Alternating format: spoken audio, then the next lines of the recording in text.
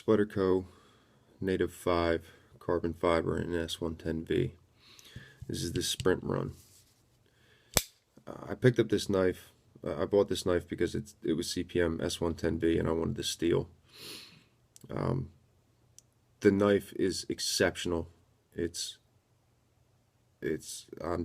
continually blown away by this knife. As per Spyderco's website, overall length 6.95 inches, cutting edge is 2.45 inches, blade length 2.95. Steel is S110V. Length closed is 4 inches, weight 99 grams, blade thickness 3.2 millimeters, handle material peel ply carbon fiber. The ergonomics of this knife is exceptional. It just sits just perfectly, just wants to be used. The jimping is fine, 4-way positional pocket clip, no recess in the lock. The lock is a lock back.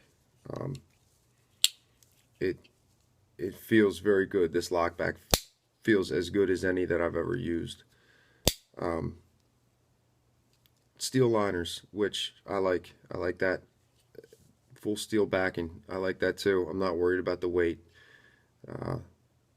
The weight of this knife is pretty light anyway, and I'm not really all that concerned with a knife being too heavy. Knives, unless you're really trying to, folding knives, pocket knives aren't that heavy to begin with. Unless, like I said, unless the maker is really overdoing it.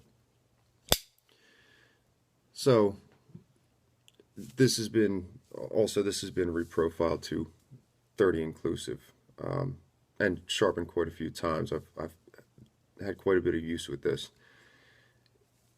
The only argument that I can think of against this knife is that it's a little bit small. But if what you're looking for is a small, everyday carry knife, I'm having a lot of trouble thinking of a knife that would be better than this one. It's expensive, but if you want to go all out, if you want the perfect small size knife, this is definitely up there in your possible choices.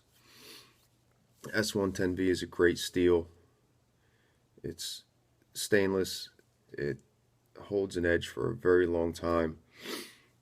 And this knife just continues to blow my mind. So for this video, I wanted to do a sharpening of the steel as well and bring it to a high sharpness. People complain about S110V being hard to sharpen, or I've even heard people say that you can't bring it to a high sharpness, and that's simply not true. So for this sharpening, the only stones that I used were stones of the Spyderco Sharpmaker. I started with the coarse diamond. I used them dry. I didn't bother putting water on them. I moved on after that to the medium ceramic rods. I did use some oil on the rods. I used them dry, oil, just kind of went back and forth playing with it. After that I moved on to the fine and then the ultra fine, and I used those dry.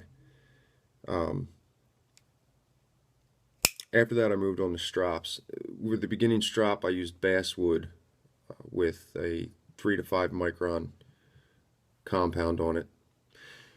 After that I moved on to a 1 micron compound, again on basswood, just because with S110V you can't make as many jumps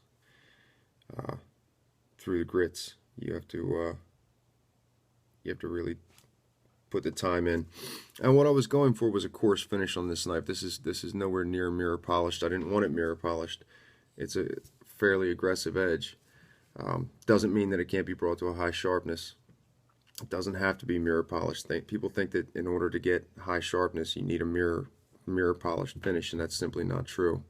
So after the 1 micron I moved on to leather strops that I have made. First one was a 1/2 micron strop. After that I moved on to a 1/4 micron strop, and from there I moved on to a 0.1 micron strop.